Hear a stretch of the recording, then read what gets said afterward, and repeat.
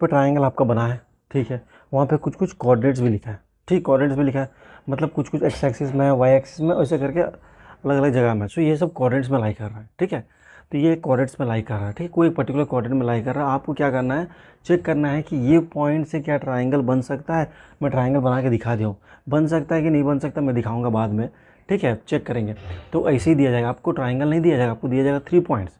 तो मैं ट्राइंगल बना के दिखाया, आगे कन्फ्यूज़ ना हो, ठीक है, बना के दिया हूँ आपको, सिर्फ बोलो वैल्यू दिया है, ठीक है। क्वेश्चन दिया है, ए है 3,2, B is -2,3, C is 2,3, does it forms a triangle, if it forms a triangle which triangle तुमको आइडेंटिफाई करना है, ठीक है। तो सबसे पहले देखते हैं ट्राइंगल है कि नहीं है। तो उसके लिए कुछ कुछ क्राइटेरिया हमें जानना पड़ेगा कि ट्राइंगल होने के लिए क्या क्राइटेरिया है। ट्राइंगल होने के लिए two side, sum of the two side should be greater than the third one. कोई भी टू साइड्स का ऐड करेंगे उसका value greater than the third one होना चाहिए, पहला बात। और अगर हो गया है, ठीक है, तो वो ट्राइंगल है। अब हमें क्या चेक करना है उसके बाद, ट्राइंगल हो गया तो क्या ट्राइंगल। सबसे पहले चेक करेंगे ट्राइंगल हो रहा है कि नहीं। तो पहले सबका क्या पड़ेगा, हमें सबका डिस्टेंस निकालना पड़ेगा, वैल्यू निकालना है ना, मतलब इसका वैल्यू कितना है, इसका सबका वैल्यू निकालना पड़ेगा, इसका वैल्यू कितना है। तो ये कैसा निकलेगा, ये निकलेगा सर डिस्टेंस फॉर्मूले से ही निकलेगा, ठीक है ना, डिस्टेंस फॉर्मूले से निकलेगा। वैल्यूज निकालने के बाद हमें चेक करना है दो साइड को ऐड करने से क्या वो ग्रेटर हो रहा थर्ड वन से।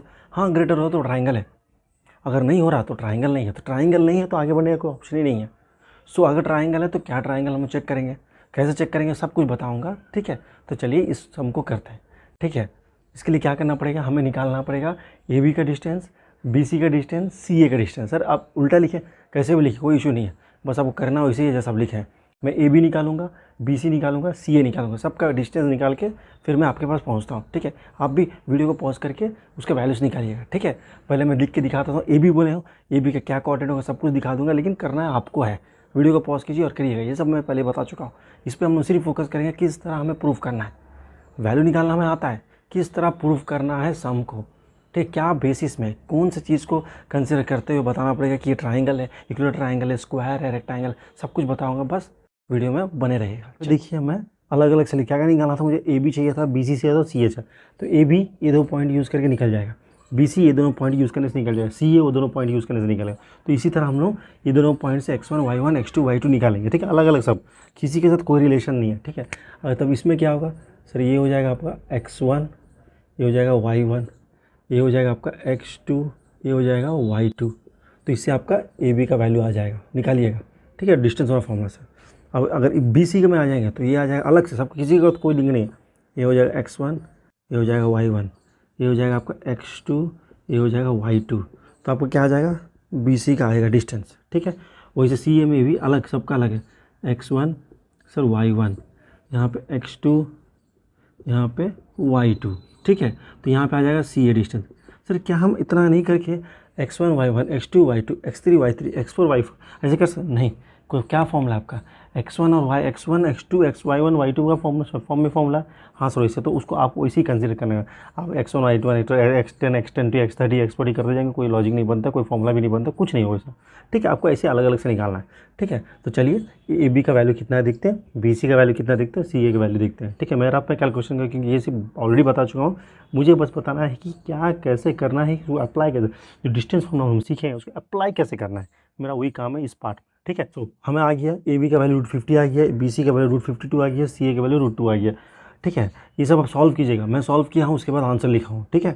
अब हमें क्या चेक करना है, वैल्यूज़ तो आ गया sir, A B B C सबका वैल्यूज़ आ गया। हमें क्या करना है, हमने क्या बोला, क्या कंडीशन है, कंडीशन है कि sum of any two side should be greater than third one. कोई भी टू साइड, सर पहले सर साइड्स कौन होता है, सर ए बी है, बी सी है, सी है, कोई भी दो साइड को ऐड कीजिए, उसका वैल्यू तीसरा से बड़ा होना चाहिए। सर पहले हम ए करूँगा सर पहले हम A B plus B C करूँगा सर, देखना है कि ये ग्रेटर है किसी सी ए से, ठीक है कि नहीं, पहले चेक करेंगे। तो ए बी कितना है सर, √50 है, और बी सी सर √52 है, ग्रेटर देन सी ए है, √2 है।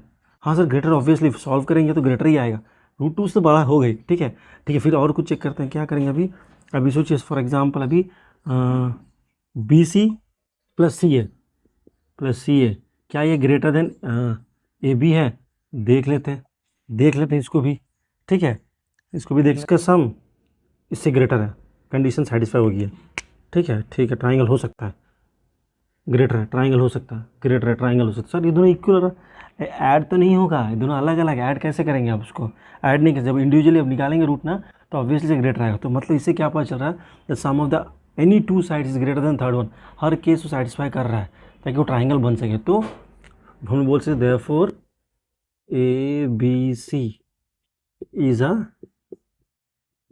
ट्राइंगल। ए बी सी मेरे लिए एक ट्राइंगल है, कंसिडर हो गया। क्यों? मैंने दिखा दिया ए बी सी मेरे ट्राइंगल है। ठीक है, तो क्या करना था हमें, डिस्टेंस निकालना है। डिस्टेंस निकाल के चेक करना, क्राइटेरिया क्या क्या है, सबके लिए अलग अलग क्राइटेरिया। ट्राइंगल के लिए आपको चेक करना करेगा कि जैसे ट्राइंगल और पूछेगा तो देखना है कि sum of true triangle, sum of the two value should be greater than third one हर समय। तो कैसे निकालना देख लिया, इंडिविजुअली सबको निकालेगा वैल्यू, चेक करना है। अगर हाँ ग्रेड कोई एक तो भी अगर कम हो गया तो ट्राइंगल नहीं है। तो अभी हम प्रूव कर दिए ट्राइंगल है करके। अब चेक करना है कौन सा ट्राइंगल है, क्या क्या होता है, स्केलेन होता है, आइसोलेशन होता है, इक्विलेटरल ट्राइंगल होता है, सब होता है। ठीक है, तो सबसे पहले कंडीशन क्या है हम लोग देखना है कि स्केलेन है ना, इक्विलेटरल है ना, आइसोलेशन ट्राइंगल है या फिर राइट एंगल ट्राइंगल है। वो भी हो सकता है सर आप ट्राइंगल नहीं, हम क्या बोला, हम आपको बताने के लिए डायग्राम बनाया हूँ, मुझे ही पता नहीं क्या करके, हमको चेक करके बताना है। हमको चेक करके बताना है कि क्या ट्राइंगल है, तो कौन सा ट्राइंगल, ट्राइंगल तो है देख लिया मैंने, किस टाइप का ट्राइंगल। अब अभी क्या बोल रहा है कि ये आपका पाइथागोरस थ्योरम। ठीक है, इससे अगर ये सेटिस्फाई हो जाता है तो ये राइट एंगल ट्राइंगल है। अगर ये सेटिस्फाई हो जाता है तो इक्विलेटरल ट्राइंगल सबसे आगे इक्वल है। ये सेटिस्फाई होता है, जो कोई चीज़ इक्वल नहीं है तो स्केलेन ट्राइंगल होगा। अगर एनी टू साइड्स इक्वल होता है तो क्या होगा, आइसोलेस ट्राइंगल होगा। ठीक है, तो वन बाय वन देखते हैं। पहले ये कंडीशन देखते हैं। सबसे पहले क्या, बी सी। सर यही फॉर्मूला कैसे लिखा सर, अब वहाँ पर तो कहीं 90 नहीं है, कैसे पता चला आपको ये। अब यहाँ पे एक बात समझिएगा।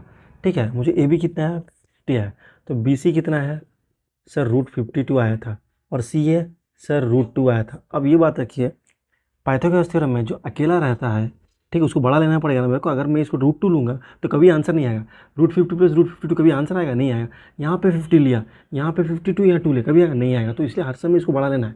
तो इसलिए बी सी में बड़ा है, तो बी सी में उसके ऐसा फॉर्मूला लिखा। समझ में आ गया, ट्राइंगल तो नहीं दिया था। समझ में आया क्यों हमेशा फॉर्मूला लिखा हो, क्योंकि बी सी वैल्यू बड़ा। सर ए सी अगर 52 देता तो ए सी यहाँ लिखता। ठीक है, तो इसको देखते हैं condition. So B C square ना, B C square is equal to A B square plus C A square. चलिए बी सी कितना है, √52, √52 का स्क्वायर 52 होता है, √50 के स्क्वायर का √50 का 50 होता है, और √2 का 2 होता है। सो 52 इज इक्वल टू 52। सो ये कंडीशन सेटिस्फाई कर रहा है, मतलब ये राइट एंगल ट्राइंगल है। ठीक है, एट क्या होगा, कहाँ पे होगा राइट एंगल ट्राइंगल। ठीक है, राइट एंगल ट्राइंगल कहाँ पे होगा, सोचिए, बनाइए, बनाना पड़ेगा ना। यह राइट एंगल ट्राइंगल ऐसा। ठीक है, हम क्या किए, बी सी का मेरा हाइपोटेन्यूज था। सो यहाँ पे कहीं पे बी सी लिखिए, बी सी, तो ये तो यहीं पे लिखना पड़ेगा आपको। बी सी कहीं पे हो सकता है ना, बी सी हम लिखा तो हाइपोटेन्यूज है ना, लिख दिया बी सी। अब ए यहीं पे होगा, तो मतलब it's right angle triangle at at A होगा, एट ए बनेगा। ठीक है, एट ए बना। अगर सोचिए यहाँ पे सी ए होता है, सी ए यहाँ लिखते तो यहाँ बी होता है, right angle triangle at B बनेगा। तो ये right angle triangle condition satisfy होगी। ये क्या कंडीशन सेटिस्फाई करा, नहीं सर तीनों साइड तो अलग अलग है, 50 है, 52 है, ये नहीं करा कंडीशन सेटिस्फाई। ठीक है, ये कर दिया, ये कर रहा, तीनों साइड इक्वल नहीं है। हाँ ये कर रहा है, ये कर रहा है सर, नहीं कोई भी साइड इक्वल नहीं है। सो ये दो condition satisfy, we can say that. अगर डायरेक्टली आप बोल सकते हैं कि ये छोड़ दीजिए, इसको डायरेक्टली बोल दीजिए कि हाँ it's a right angle triangle at A, बस सिंपल है। ठीक है, समझ में आ रहा क्या बोलना है। मोस्टली बोलिएगा कि राइट एंगल ट्राइंगल ही चेक कीजिएगा, इसको चेक करने की जरूरत नहीं। अगर पूछे इक्विलेटरल ट्राइंगल है, वो आगे से बोल देगा इक्विलेटरल ट्राइंगल है, प्रूव करो। ठीक है, मोस्ट ऑफ द टाइम वो क्या करेगा, तो आपको राइट एंगल ट्राइंगल ही देगा। समझ में कैसे प्रूव करना है। तो ट्राइंगल है कि नहीं है, प्रूव करने के लिए sum of the two side should be greater than third one. अगर ट्राइंगल हो गया है, ठीक है, तब क्या करेंगे, राइट एंगल ट्राइंगल की चेक करिएगा। कैसे चेक करना हम दिखा दिया, जो बड़ा वैल्यू होगा वही हाइपोटेन्यूज होगा हर समय। ठीक है, उसके सब चेक कर लिया, उसे पता चल गया कि वो ए में बन रहा है, राइट एंगल ट्राइंगल एट ए। ठीक है, चलिए आगे क्वेश्चन बढ़ते हैं। ये समझ में आ गया ट्राइंगल का एक क्वेश्चन था, बढ़िया। फॉर एग्जांपल अभी मेरे को समझ में आ गया। ठीक है, राइट एंगल ट्राइंगल है। अगर सोचिए बोल रहा है आपको एरिया निकालिए, to find out the area also. Triangle है कि नहीं है फर्स्ट केस। ठीक है, ट्राइंगल हो गया। अब कौन सा है सर, राइट एंगल ट्राइंगल है। अब आपको एरिया भी निकालना है। सर एरिया कैसे निकालेंगे, राइट एंगल ट्राइंगल है, area is half into base into, तो पता है आपको। ठीक है, लिख दीजिए। So area is equal to half into base into height होता है। अब इसमें बेस तो सी है, सी का वैल्यू कितना है सर, √2 है। सो 1/2 इंटू √2 होगा। और h का वैल्यू कितना है सर, h का वैल्यू है बी है, बी ए का वैल्यू कितना है सर, √50 है। तो ये मल्टीप्लाई कर दीजिए, कुछ कटेगा तो कटेगा या फिर नहीं कटेगा, ठीक है, मल्टीप्लाई कर दीजिए और लिख दीजिएगा आंसर। ठीक है, सो यहाँ पे आंसर आ जाएगा आपको √50 करेंगे तो यहाँ पे आपका आएगा 2√5। तो 1/2 यहाँ पे √2 आएगा, यहाँ पे 2√5 आएगा ना, ये आएगा, नहीं यहाँ पे 5√2 आएगा, सॉरी यहाँ पे 5√2 आएगा, आ गया। ठीक है, तो कौन सा होगा, √2 मल्टीप्लाई हो जाएगा। ठीक है, तो यहाँ पे 5 बाहर हो जाएगा, 2 हो जाएगा, यहाँ पे 2 हो जाएगा, तो कट जाएगा। तो आंसर आ गया 5 सेंटीमीटर स्क्वायर। अगर दिया तो सेंटीमीटर आया तो मीटर स्क्वायर, सिंपल है। एरिया वैसे बेस इंटू हाइट, बेस दे दिया है सर, ये कैसे 50 का अब प्राइम फ्रैक्शन कीजिए, 5√2 आएगा, 5√2 आएगा, √2 हो जाता है, 5 है बाकी, तो 2 कट गया तो 5 बचा। तो इसका एरिया है 5 सेंटीमीटर पर स्क्वायर, सेंटीमीटर स्क्वायर इसका आंसर। ठीक है, ये एक्चुअली में कैसे रिप्रेजेंट कर रहा है, अभी कैसा दिखता है मैं आपको दिखाऊंगा। ठीक है, इसको ग्राफ में दिया गया है। ठीक है, इसको ग्राफ में दिया गया है, ऐसा नहीं देगा, ग्राफ में दिया, देखिए ना, ये दोनों प्लस है, ये एक दोनों माइनस है, ये दोनों प्लस है, तो एक पर्टिकुलर एक्सिस में लाई कर रहा है, कोई कोऑर्डिनेट में लाई कर रहा है। ठीक है, वो कोऑर्डिनेट नहीं बनाते हुए मैं आपको एक नॉर्मल डायग्राम बना के दिखाया हूँ। ठीक है, तो बाद में जब मैं एज्यूम किया, देखिए नहीं राइट एंगल ट्राइंगल बन रहा है एट ए, उससे मैं आंसर भी निकाल चुका हूँ। समझ में आ गया, ये बड़ा इंपॉर्टेंट है, जहाँ पे हम लोग चेक किए कि ट्राइंगल है कि नहीं है। ट्राइंगल तो क्या ट्राइंगल होगा, और ट्राइंगल है तो जो ट्राइंगल मुझे पता चल गया उसका एरिया कैसा निकालना है। तो एरिया, अगर इक्विलेटर ट्राइंगल है तो वैसा भी एरिया निकाल लेंगे। इक्विलेटर ट्राइंगल एरिया कैसे निकलेगा सर, एरिया निकाल के दीजिए सर। एरिया का फॉर्मूला है √3/4 a²। सर यहाँ पे ए क्या है, ये मतलब साइड, इक्विलेटर ट्राइंगल में सब साइड इक्वल होता है, तो अगर एक साइड अगर √3 है, सब √3 होगा। सो √3/4 × √3 × √3 कर दिया, आंसर आ जाएगा। ठीक है, वैसे करके अलग अलग से कीजिएगा। ठीक है, तो समझ में अगर ट्राइंगल रिलेटेड समझ कैसा है। नेक्स्ट टॉपिक जो है कोलिनियर। अब कोलिनियर क्या होता है, कोलिनियर मतलब जैसे फॉर एग्जांपल देखिए, मैं कुछ बनाया हूँ आपके लिए, एक लाइन बनाया हूँ। ठीक है, उस पर 3 पॉइंट्स है A B C। ठीक है, कोलिनियर मतलब कोलिनियर मतलब एक जगह में लाई करता है, एक ही लाइन में 3 पॉइंट्स लाई कर रहा है। हाँ सर 3 पॉइंट्स लाई कर रहा है, तो सर ये प्रूफ करना है कि the given points are collinear और नॉट, मतलब ये जो 3 जो वैल्यूज़ दिया है, 3 जो पॉइंट दिया, 3 जो लेटर्स दिया, एक लाइन में लाई कर रहा है कि नहीं, कोलिनियर है कि नहीं है। सर कैसे प्रूफ करेंगे, तो बस याद रखिए कोलिनियर का जस्ट लाइक इक्व डिस्टेंस वाला है। ठीक है, मतलब ए बी का जो वैल्यू आएगा, वो वाला वैल्यू और ये वाला वैल्यू इक्वल होना चाहिए। ठीक है, मीन्स अब ए वाला और ए वाला निकालेंगे, जो आंसर आएगा दोनों को ऐड करना है, दोनों को ऐड करने से टोटल आना है। फॉर एग्जांपल यहाँ पे एग्जांपल दिखा रहा हूँ, यहाँ पे अगर 5 आता है, यहाँ पे 6 आता है। ठीक है, और ये बोल दिया यहाँ से लेके यहाँ पूरा, ठीक है 11 है, तो 5 + 6 कितना होगा 11। हाँ 11 ही आया, तो आंसर राइट, तो कोलिनियर होगा। तो मतलब ये जो डिस्टेंस है ए बी का और बी सी का, दोनों को जब ऐड करेंगे तो टोटल ए सी का जितना डिस्टेंस उतना ही आना है। अगर आ गया तो कोलिनियर है, मतलब क्या, सब पॉइंट्स एक लाइन पे लाई कर रहा है, दे आर कोलिनियर। ठीक है, तो इसके हिसाब से हमें क्या करना है, ए भी निकालना है डिस्टेंस और बी सी भी निकालना है। ठीक है, तो ए का वैल्यू लिख देंगे, फिर ए भी चाहिए ना सबसे पहले, तो ए और बी चाहिए हमें, तो क्या होगा 1 हो जाएगा और यहाँ पे -1 हो जाएगा, और बी हो जाएगा तो 5 हो जाएगा, 2 हो जाएगा। तो यहाँ पे आपका आ गया x1, ये हो गया y1, x2, y2। यहाँ से आपका आ जाएगा ए बी का डिस्टेंस आ गया। और क्या चाहिए सर, हमें बी सी भी चाहिए सर। सो बी का वैल्यू कितना हो गया सर 5,2 है, और सी का वैल्यू हो गया 9,5 है। तो बी सी में क्या होगा, सेम फिर से अलग से उसका अलग इसका अलग, सब पता है आपको। ठीक है, बी सी निकाल दीजिएगा। ठीक है, का वैल्यू 5 आ गया, बी सी का वैल्यू 5 आ गया, सी ए का वैल्यू कैसे आया सर, डिस्टेंस फॉर्मूला लगा दीजिएगा। ठीक है, तो अब हमें क्या देखना है कि ए बी को प्लस बी सी को जब जोड़ेंगे क्या ए सी आ रहा, देखते हैं। सो हम लोग क्या जोड़ना है, A B plus B C is equal to C A B का वैल्यू 5 आया, इसका वैल्यू भी 5, और इसका तो 10 ऑलरेडी पता है, तो 10 = 10। हाँ आ गया, इसका मतलब क्या है, therefore point A comma B comma C are collinear, COLLINEAR। Simple सा छोटा सा प्यारा सा टॉपिक था। ठीक है, समझ में आया कोलिनियर क्या, सब एक जैसे सब फ्रेंड्स एक साथ बैठते हैं ना एक बेंच पे, हम लोग भी बैठते हैं अपने टाइम में, सब दोस्त लोगों के साथ ही बैठा है, दोस्त का सेकंड बेंच में चल गया हम लोग भी चल जाएंगे, थर्ड बेंच चल गया हम लोग भी चल जाएंगे, तो दोस्त लोगों से बड़ा बॉन्डिंग था। ठीक है, आप लोगों का भी होगा दोस्ती से। ठीक है, ठीक है, तो उसी तरह हम लोग सब एक बेंच में बैठते थे, तो हम लोग कोलिनियर था, मतलब जो डिस्टेंस है एक ही चिपक, डिस्टेंस मतलब क्या, हम लोग चिपक चिपक के ढके ढके बैठते थे, जगह नहीं होने से हमको वहीं बैठना है, दोस्त के साथ ही बैठना, पढ़ने से कोई मतलब नहीं। टीचर क्या बोल रहे हैं पता नहीं, अब टीचर स्कूल में हमारे टीचर तो ऐसे थे। ठीक है, क्या बताते हैं हाँ हाँ सर हो गया हो गया हो गया, बस हो गया, कर लो बाकी सब।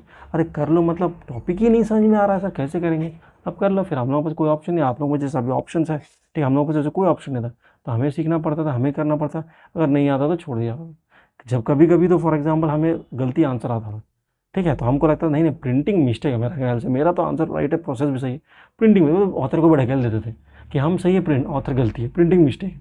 ऐसे ही करते थे, ऐसे कर करके पार कर दिया। लेकिन आप लोगों को ऐसा प्रॉब्लम नहीं होगा कि हम लोग आपके साथ हैं, हम भी हूँ, बहुत सारे टीचर्स आपको सब सपोर्ट करेंगे, बस आपको सही से पढ़ना है। ठीक है, ठीक है, यहाँ पे क्या दे दिया, देखिए रेक्टेंगल डायग्राम दे दिया और वैल्यूज़ भी दिए, तो आपको मेरा ख्याल से समझ में आ जाए क्या करना है, प्रूव करना है कि ये रेक्टेंगल है। तो क्या क्या कंडीशन है, कंडीशन है कि आपको पता है ये लेंथ है। ठीक है, दोनों इक्वल होना चाहिए। क्या कंडीशन होना चाहिए sir, A B equal to D C होना चाहिए, पहला कंडीशन, दोनों लेंथ इक्वल होना चाहिए, और A D equal to B C होना चाहिए, हाँ दोनों ब्रेथ इक्वल होना चाहिए। ठीक है, ये दोनों लेंथ है, लेंथ दोनों इक्वल होगा रेक्टेंगल का, और ब्रेथ दोनों इक्वल होगा रेक्टेंगल का। ठीक है, बस इतना ही नहीं, और एक तो चीज़ है सर, डायगोनल दोनों इक्वल होना है, डायगोनल सर ये दोनों, so A C should be equal to B D, ये है आपका डायगनल्स, ये दोनों भी आपका इक्वल होना चाहिए। ये कंडीशन अगर सेटिस्फाई हो गया तो आपका ये रेक्टेंगल हो गया। तो हम लोग देख लेंगे सर, ए बी लेंगे, फिर डी सी निकालेंगे, फिर ए डी निकालेंगे, फिर बी सी निकालेंगे, फिर ए सी निकालेंगे, फिर बी डी निकालेंगे। हाँ सर इतना सर, हाँ इतना सर निकालना है, इसका मार्क्स भी मिलेगा आपको, ठीक है, इसका मार्क्स भी मिलेगा, ठीक है। तो करना तो पड़ेगा, मतलब आपको डिस्टेंस फॉर्मूला में एकदम अच्छा बनना पड़ेगा, जो कि मेरा पहला पार्ट है, ठीक है। तो डिस्टेंस फॉर्मूला अच्छे से कीजिएगा ताकि ये सब हो जाए, ये सब एप्लीकेशन बेस्ड सम्स है, ठीक है। तो अभी चलिए एक एक वैल्यू निकालिएगा, वीडियो को पॉज करिएगा और आंसर निकालिएगा। मैं आपको निकाल के दिखाता हूँ, मैं आपको रफ कॉलम में करूँगा मैं, और आंसर निकाल के कैसे करना है दिखाता हूँ। आप पॉज करिएगा वीडियो को, आप करिएगा सब कुछ, ठीक है। ये भी अलग, सबको अलग अलग से निकालना है, ठीक है, अलग अलग पॉइंट से निकालिएगा। मैं सब आपका वैल्यू निकाल के दिखा देता हूँ, ठीक है। चलिए देखिए, सो ये वैल्यूज़ होगा, ठीक है, रेक्टेंगल का वैल्यू से आपको इसको निकालना है, ठीक है। तो ए का वैल्यू, बी का वैल्यू, सबका वैल्यूज दे दिया, हमें फाइंड आउट करना है। चलिए कुछ चेंजेस मैंने किया है, ठीक है, वैल्यूज़ पे, ठीक है, ताकि आपको ईजी हो सके, वो थोड़ा कंप्लीट हो जाएगा, ये ईजी हो जाएगा, ठीक है। तो चलिए सॉल्व करिएगा, ठीक है ना। सो ये रहा वैल्यूज़, मैंने सॉल्व कर दिया, ठीक है, सॉल्व करके मैंने अलग से कर दिया। बोर्ड छोटा है, ठीक है, तो थोड़ा टाइम लगेगा, तो टाइम वेस्ट नहीं करना चाहता आपका लिए, ठीक है, आपको ये सब आता है, ठीक है। तो आप कॉपी में करिएगा और चेक कीजिएगा आंसर सब सही आ रहा है कि नहीं आ रहा है, ठीक है।